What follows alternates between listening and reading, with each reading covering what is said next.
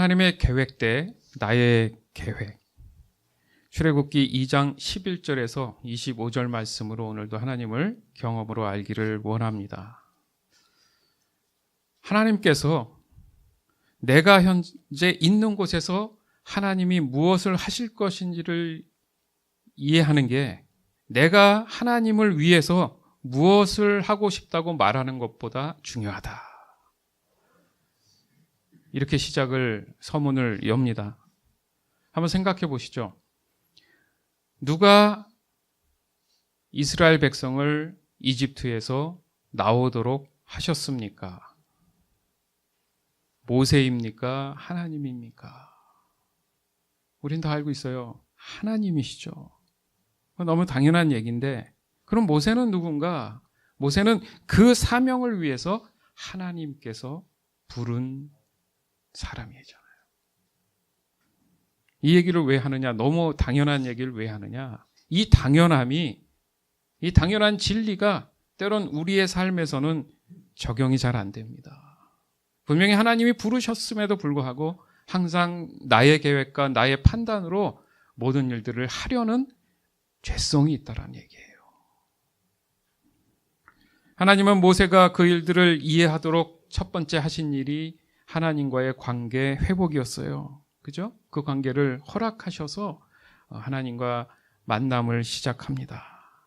그리고 모세는 하나님을 인식하기 시작했고 그에 따라서 하나님의 뜻을 행하는 것이 무엇인지 깨달아서 그 말씀대로 전적으로 의지하고 행하기 시작합니다.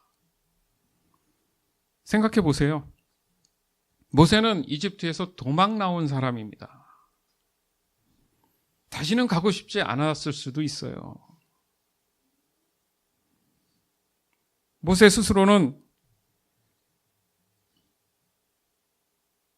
어떤 것도 갖고 있지 않았기 때문에 다시 이집트로 간다는 것은 두려운 일일 수도 있었다는 얘기입니다. 쉽게 얘기해서. 그 처지를 보십시오. 미디안에 갔었는데 그는 아무것도 갖지 못한 어떤 능력도 또 위치도 권력도 없는 그런 상태에 있었기 때문에 현실적으로 자기 자신을 비추어 봤을 때 다시금 이집트로 들어가서 이스라엘 백성들을 나오게 한다는 그 자체가 있을 수 없다고 생각을 한 거죠. 그 생각이 먼저 앞선 거예요. 그러다 보니까 하나님이 살아계신 하나님이라 할지라도 전능하신 하나님이라 할지라도 그의 마음속에는 선입견이 있었다는 거죠. 하나님을 믿지 못한다는 거예요. 왜요? 내 눈앞에 내 현실이 더 명확하다고 생각했기 때문입니다. 그러나 하나님을 만나면서 점점 더 하나님을 인식하면서 하나님의 뜻이 무엇인지를 자기 자신을 내려놓고 그 뜻을 자기 중심 안에 두기 시작했다는 것이 지금 포인트입니다. 과거에 모세의 경우 이스라엘 백성들을 마음속으로 살려내기를 원하는 그 마음 안에 있는 방법으로 본인이 선택한 그런 뜻이 있습니다. 왜요?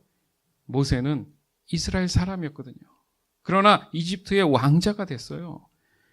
그 왕자가 됐음에도 불구하고 동족인 이스라엘 백성들이 학대를 받고 어려움을 당하는 그 모습들을 보면서 괴로워했다는 거죠. 거기까지는 하나님의 마음과 동일하죠. 그런데 그가 한 계획이나 방법에 문제가 있었다는 겁니다. 어느 날 창가에서 봤더니 이집트 사람이 이스라엘 사람을 일을 하지 못한다는 이유로 매를 때리고 있었습니다. 심하게 때리고 있었어요. 참다 못한 모세가 그 자리를 찾아가서 이스라엘 사람 맞는 그 모습을 보면서 너무 화가 나서 이집트 그 사람을 죽이게 됩니다. 잘한 거예요? 못한 거예요? 근데 거기서부터 문제가 생겼습니다. 이스라엘 백성이 도리어 모세에게 뭐라 하면서 이렇게 하면은 우리가 더 힘들어진다. 아니나 다를까 도리어 그것이 잘못된 방법이 된 거예요. 모세는 괴로웠습니다. 그래서 왕자의 자리도 다 내려놓고 미디안으로 도망을 가게 된 거예요. 그런 과거가 있기 때문에 다시 이집트로 간다는 것은 본인한테는 굉장히 힘들고 어려운 선택이었다라는 거죠. 결국 모세는 40년이라는 세월을 미디안 강야에서 보냅니다. 그 의미가 뭘까? 하나님께서 그가 가졌던 인간적인 그런 기질이나 마음들을 다 내려놓게 하십니다. 그래서 결국 하나님으로부터 조정을 받게 되는 거예요. 온유한 자, 길들임을 받은 자. 모세가 그렇게 하나님을 인식하고 인정할 수 있는 그런 마음으로 바뀌는 시간이 그 세월이 바로 40년이나 걸렸다는 얘기입니다. 반면 하나님의 방법은 어떻습니까? 모세를 통해서 이스라엘 백성들을 출애굽시키는 그 여정 속에 단 한 명도 죽임을 당하지 않아요. 놀라운 일이죠. 도리어 이집트 사람들에게 금이나 은이나 의복이나 이런 것들을 얻어 나오게 됩니다. 하나님께서 그렇게 하도록 말씀하셨어요. 그 모든 물건들을 갖고 나올 정도로 하나님의 놀라운 전지전능하심이 나타난다는 거죠. 그리고 애굽 사람들은 어떻게 됩니까? 결국 파멸하게 되는 장면을 우리는 성경을 통해서 알 수 있어요. 오늘 함께 봉독하고 읽었던 이 본문에서도 그런 말씀이 나옵니다. 인간의 방법은 불완전하고 불확실하고 위험 요소가 너무 다분하다. 반면 하나님의 방법은 언제나 최상의 방법일 수밖에 없다. 사실 이 말씀을 하는 거예요. 그럼에도 불구하고 우리는 하나님을 믿는다고 하면서 나의 방법을 얼마나 고집합니까? 그리고 늘 그 방법의 결과에 따라서 실수나 어려움이 닥치면 얼마나 후회를 반복합니까? 이때 하나님의 그 부르심이 있었다면, 하나님을 인식만 할 수 있었다면 우리의 삶은 분명히 달라지고 바뀔 텐데, 그렇기 때문에 우리가 신앙생활이 필요하다, 이 말씀을 하는 거예요. 좀 더 정확히 말한다면 아직까지도 내 중심적인 그 교만으로 인해서 하나님의 부르심을 듣지 못하고 있다는 거예요. 바꿔 얘기하면 날마다 하나님이 말씀을 통해서 우리에게 부르십니다. 이 부르심이란 말이 이 자체가 바로 교회란 뜻이에요. 에클레시아. 히브리어에서 찾아보면 비슷한 용어가 바로 카할이라는 건데, 그게 뭐냐면 하나님의 백성들, 이스라엘의 아들들, 뭐 이런 식으로 속해 있다라는 의미, 그러니까 부르셨다라는 의미예요. 부르셨다는 것은 이쪽으로 좀 나와봐, 거기 있지 말고, 이렇게 부르신 겁니다. 그랬을 때 내가 반응하지 않는다는 얘기예요. 내 중심에서 하나님 중심으로 옮긴다는 말과 동일한 말이에요. 문을 열고 내가 아닌 하나님의 전적인 뜻에 내가 살아가길 원합니다 하고 순종함으로 그 부르심에 내가 손을 내밀고 내 몸이 이동하는 것, 내 마음이 이동하는 것. 저희가 지난주에 자기 부인에 대해서 제가 함께 설명하고 나눴잖아요. 자기 부인이 뭡니까? 내 중심을 완전히 죽인다는 뜻이라는 거잖아요. 성경은 그렇게 말씀하시잖아요. 그러나 죄로 인해서 우리의 교만은 귀가 있는데도 들리지 않습니다. 눈이 있는데도 보이지 않는단 말이에요. 왜 그럴까? 신기할 정도로요. 왜요? 마음이 없으니까. 여러분, 마음이 없으면 관심이 안 가요. 예를 들자면 우리 같이 예배하는 이 예배실의 이 공간 안에 관심이 있었던 사람들은 구석구석 어디에 뭐가 있다라고 생각할 수 있잖아요. 근데 그거에 대한 관심이 별로 없는 사람들은 많은 시간을 여기 와서 예배를 했어도 기억을 못할 수 있지 않냐 이겁니다. 쉽게 얘기해서. 그게 관심이라는 거예요. 그러니까 마음이 있어야 들리기도 하고 보이기도 한다는 얘기죠. 이 말씀이 성경에 있습니다. 마태복음 11장 15절에서 17절. 들을 귀가 있는 사람은 들어라. 이 세대를 무엇에 비길까? 마치 아이들이 장터에 앉아서 다른 아이들에게 이렇게 말하는 것과 같다. 우리가 너희에게 피리를 불어도 너희는 춤을 추지 않았고 우리가 곡을 해도 너희는 울지 않았다. 아멘. 그러니까 피리를 부는데 피리 소리가 안 들린다는 얘기예요. 그럴 수 있죠.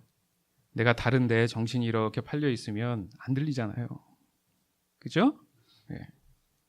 그리고 이거는 문제가 있습니다. 우린 뭔가 회개하고 하나님 앞에 가야 됩니다. 통곡하며 울어도 왜 울지? 그런 마음들이 있단 말이에요. 그러면 내가 거기에 동참할 수가 없는 거예요. 네. 무엇이 문제인가? 그것을 위해서 우리가 제자화를 하는 거잖아요. 하나님은 어떻게 하면 경험할 수 있을까? 하나님이 내게 정확히 말씀하실 때 내가 어떻게 반응할까? 그 시간을 보내고 있는 겁니다.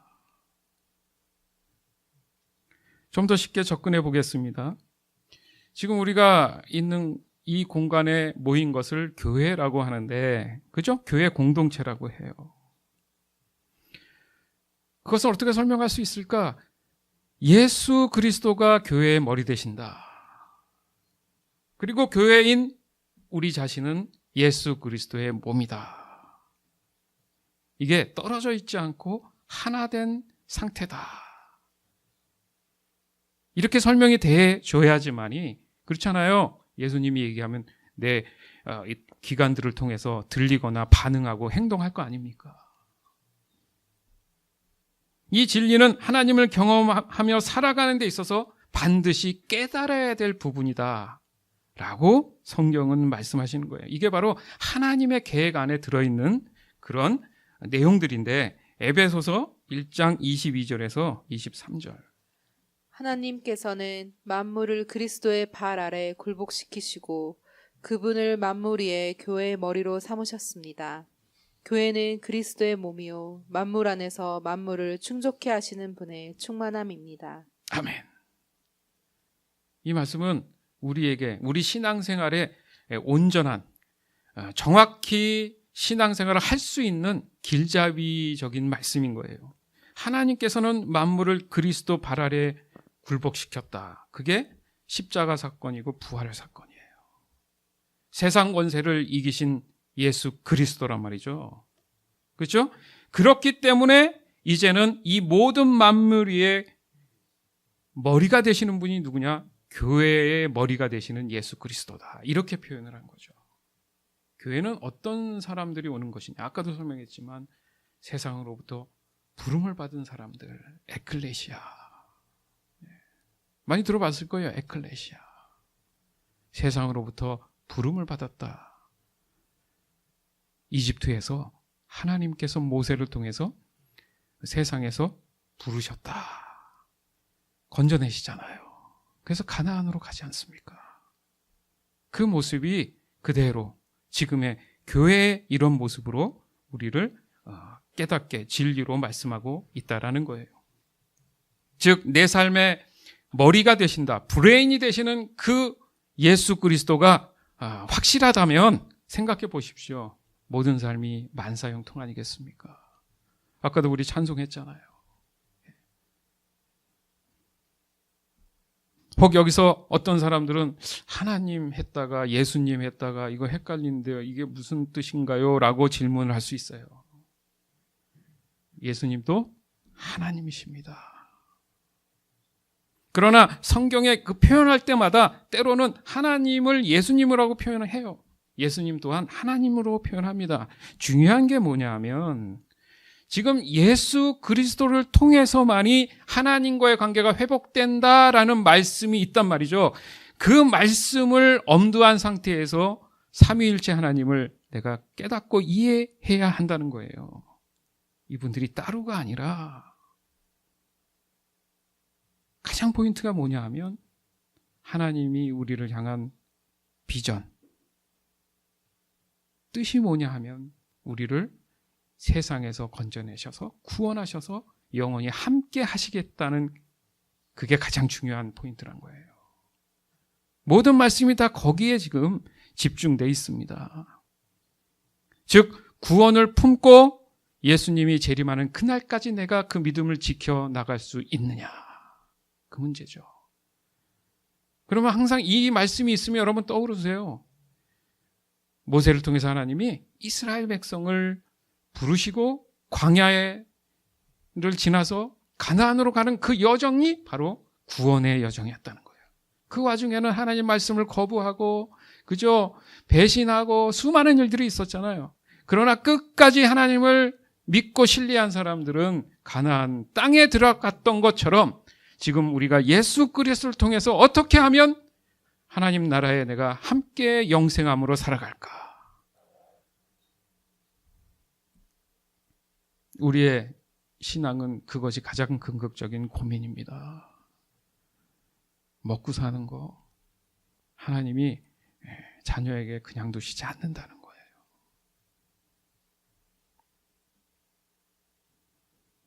우리는 하나님께서 원하는 일을 우리를 통해서 하실 수 있도록 우리 자신을 하나님께 맞춰줘야 한다는 거예요. 하나님으로 인해서 내가 조정돼 있어야 된다는 겁니다. 혹여 하나님이 나의 종이 아니라는 거예요. 내가 기도하면 하나님이 반드시 들어줘야 된다는 그런 인간적인 출발, 내 자신의 교만으로의 출발이 아니라 하나님의 뜻 안에 내가 순종하는 하나님의 종으로서의 삶을 산다라는 이 개념을 깨닫고 이해할 수만 있다면 살아계신 하나님을 경험하기 시작하는 거예요. 주권이 바뀌는 거죠. 주도권이 바뀐다는 얘기예요. 내가 하나님을 선택하는 게 아닙니다. 수많은 종교 중에 하나님이 계신 그 종교라는 기독교를 내가 선택하는 게 아니에요. 사람들이 만들어 놓은 거예요. 기독교라는 말은. 그리스도 예수교죠. 기독, 한자. 교, 종교인데 여러분들 부모님을 내가 믿고 신뢰하고 부모님께 늘 의지하고 이럴 때 부모님이 나의 종교가 됩니까? 정말 사랑하는 사람이 생겼어요. 그 사람이 나의 종교가 돼요? 그걸 종교라고 하지 않는다는 거죠. 하나님은 늘 사랑을 강조합니다. 사랑 때문에 이 은혜가 있었고 구원이 있었잖아요. 또 우리는 하나님이 살아계신다고 말씀하시잖아요.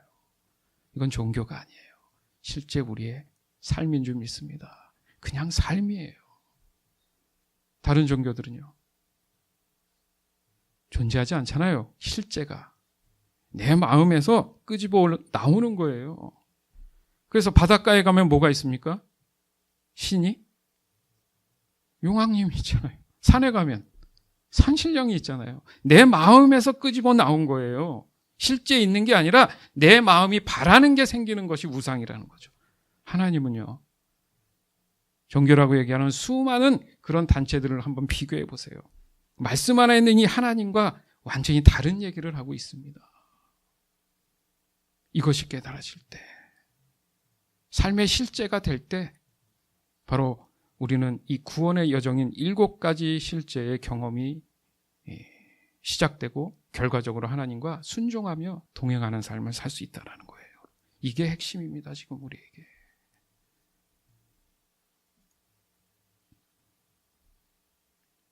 도리어 우리는 하나님의 종으로서 하나님께서 무엇을 하시려는지에 대해서 우리가 따르고 순종할 수 있는 그 조정된 상태가 돼야 된다는 얘기입니다. 무서운 게 뭔지 아십니까? 만약 내 자신이 순종치 않았을 때 하나님께서는 우리가 제멋대로 했을 때 그냥 방치하신다는 거예요. 무관심이죠. 사랑은 했는데 너무 그 사람이 고통스럽게 하고 힘들게 합니다.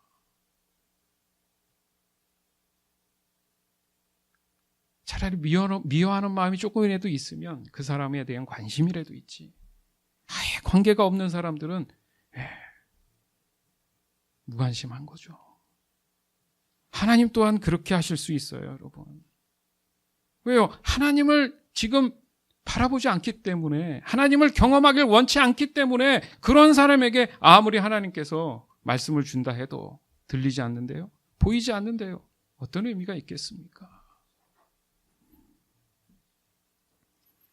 즉 구원의 확신이 불완전한 사람들은 하나님을 경험하기 어렵기 때문에 자기 중심적인 판단으로 다시 돌아가게 돼 있어요. 그 결과 하나님의 인도하심을 받지 못하는 게 당연한 거죠.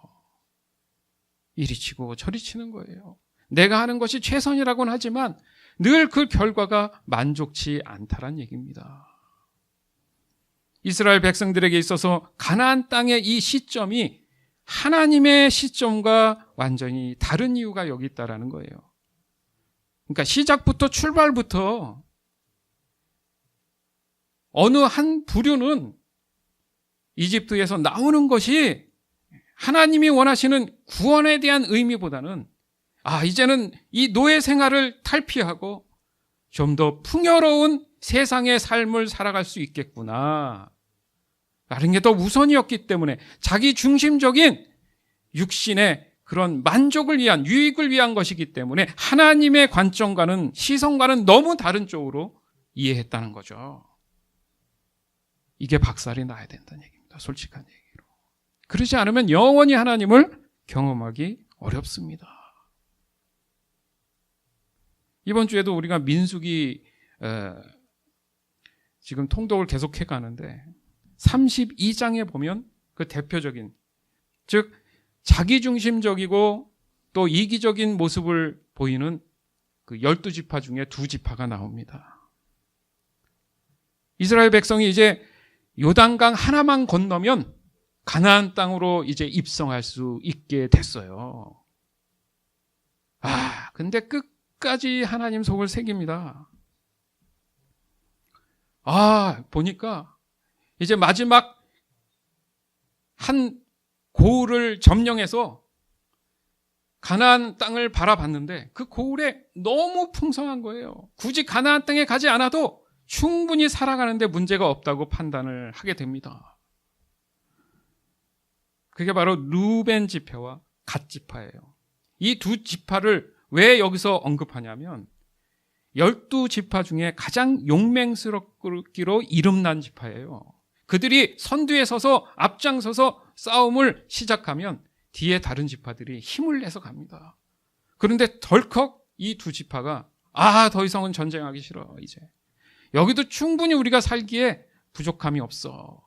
우리 전쟁 안 갈 거야. 하나님은요, 모세를 통해서 요단강을 건너라. 끝까지 이제 마무리를 해야 된다. 그게 하나님의 뜻인 거예요. 그들은 순간 하나님이 일하시는 장소에서 이탈하게 된 겁니다.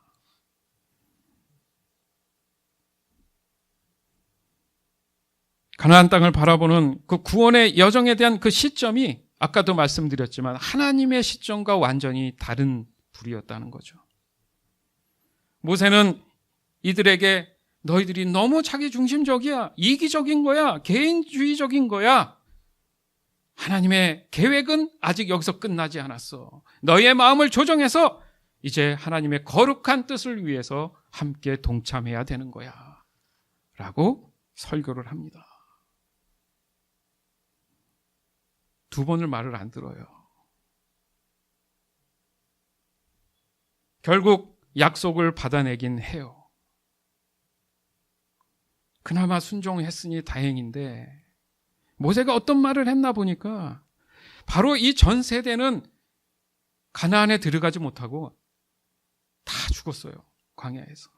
뭐 때문에? 하나님 말씀에 불순종해서. 그 다음 세대가 들어가려고 하는데 그 세대마저도 이렇게 속을 새기네요.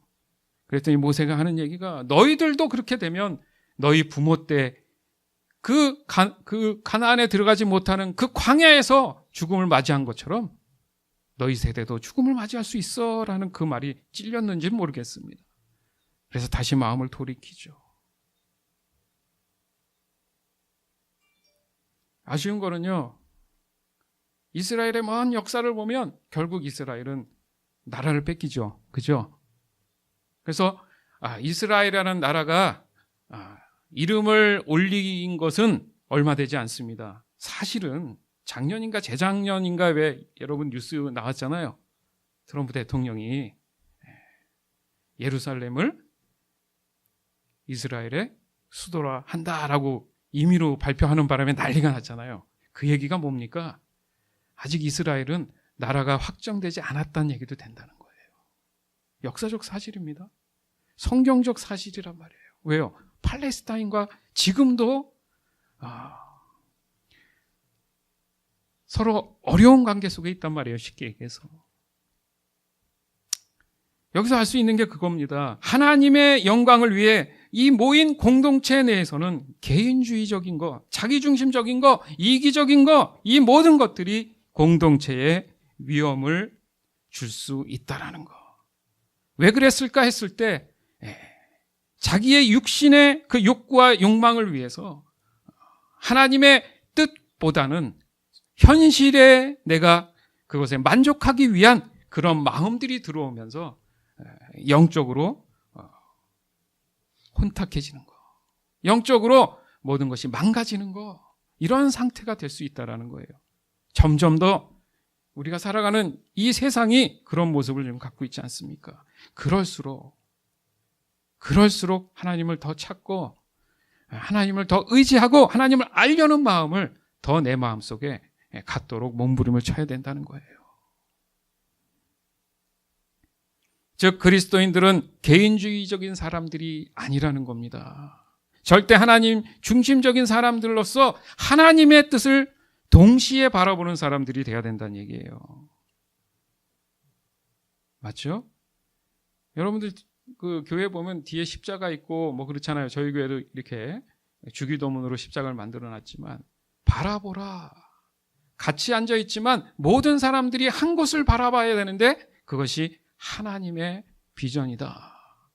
근데 각자 앉아서 다른 생각을 하면서 바라볼 수 있습니까? 그렇기 때문에 눈이 있어도 안 보이는 거죠. 귀가 있어도 들리지 않는 거예요. 하나님이 원하시는 것은 그겁니다. 그 한 마음으로 순종해 나가면서 자신들에게 각자 주신 그 사명을 따라서 잘 감당하는 거. 그게 유기적 연합이다. 아까도 말씀드렸잖아요. 이 교회의 머리는 누구시라고요? 예수님이시잖아요. 브레인이시단 말이에요. 그 지시와 명령에 따라서 내 몸이, 내 사지가 움직이는 거잖아요. 맞죠? 여러분. 그것이 교회의 본질이잖아요. 따라서 하나님의 뜻을 따라 내 인생을 조종하게 된다면 우리는 하나님께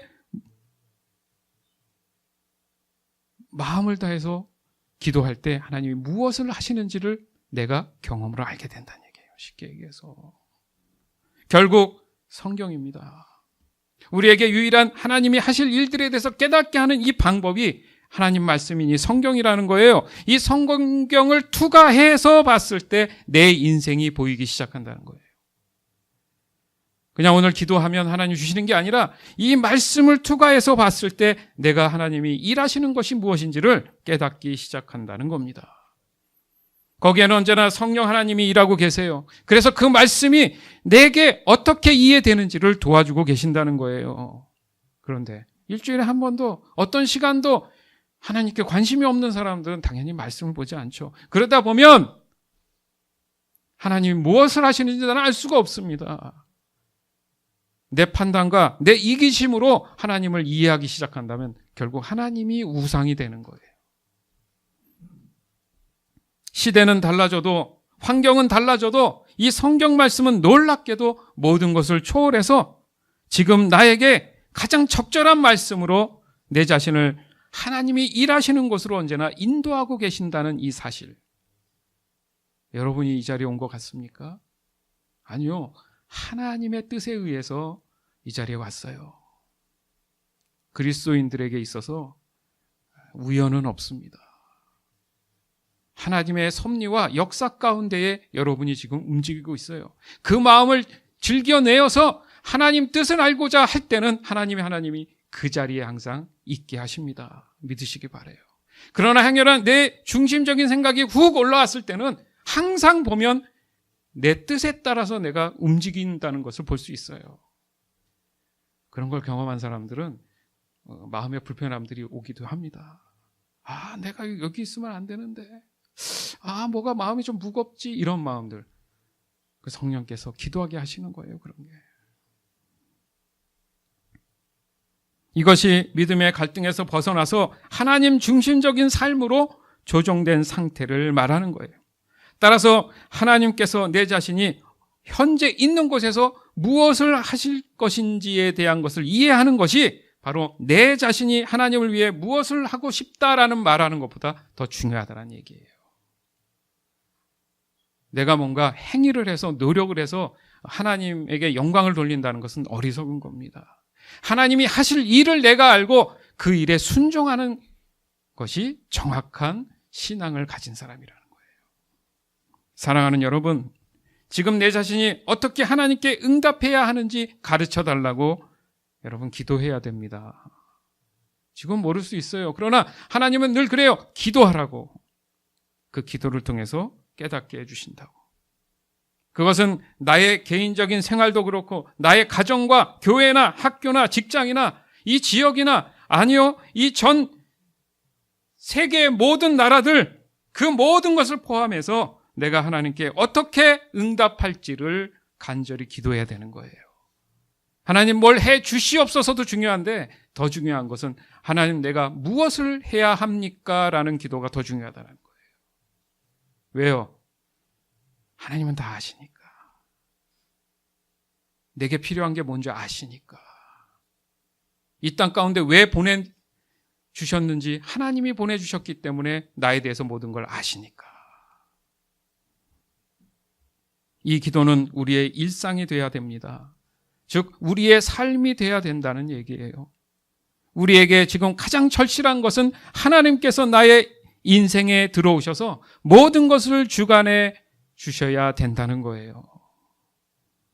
하나님은 모든 것을 아시는 분이다. 다시 한번 말씀드립니다. 모든 것을 가지신 분이다. 모든 것을 가능케 하신 분이다. 라는 것을 믿으시기 바라요. 따라서 하나님이 쓰고자 할 때 나를 과감히 내어드릴 수 있는 것, 그것이 바로 사실은 나다운 모습인 거예요. 다시 한번 강조합니다. 전지적 하나님 시점으로 나의 인생을 볼 수 있어야 돼요. 나에 대해서 다 아시는 하나님의 그 시점에서 내 인생을 볼 줄 알아야 된다는 얘기죠. 그것만이 이 지옥과도 같은 이 세상에서 구별된 거룩한 삶을 살아가는 유일한 방법인 거예요, 여러분. 다른 방법이 없어요. 모든 일은 하나님의 방법으로 해야 한다고 늘 믿음으로 고백해야 됩니다. 제 방법이 아닌 하나님 방법으로 나를 이끌어 주시옵소서. 하나님께서 우리가 하나님 없이 예를 들어 60년을 세월을 보내면서 그 일들을 해결했다고 한다면 하나님께서는 단 6개월 아니 6분 6초만 해도 그 일들을 충분한 줄 믿습니다. 무엇을 고백해야 하는가? 바로 나는 하나님의 종입니다. 나는 하나님의 사람입니다. 나는 하나님이 무엇을 하시려고 했을 때 내 인생을 하나님께 조정하며 그 일들을 순종하길 원합니다. 이 고백, 진짜 고백이 여러분 삶 안에 이루어진다면 여러분이 지금 겪고 있는 그 현실은 문제가 문제되지 않아요.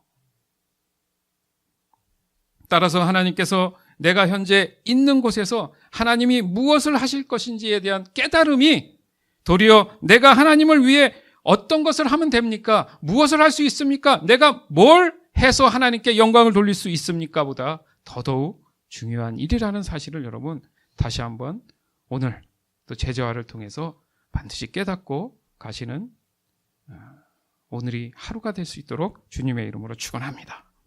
출애굽기 2장 11절에서 12절, 24절에서 25절. 모세가 장성한 후에 한 번은 자기 형제들에게 나가서 그들이 고되게 노동하는 것을 보더니 어떤 애굽 사람이 한 히브리 사람 곧 자기 형제를 치는 것을 본지라. 좌우를 살펴 사람이 없음을 보고 그 애굽 사람을 쳐 죽여 모래 속에 감추니라. 하나님이 그들의 고통 소리를 들으시고 하나님이 아브라함과 이삭과 야곱에게 세운 그의 언약을 기억하사 하나님이 이스라엘 자손을 돌보셨고 하나님이 그들을 기억하셨더라. 아멘.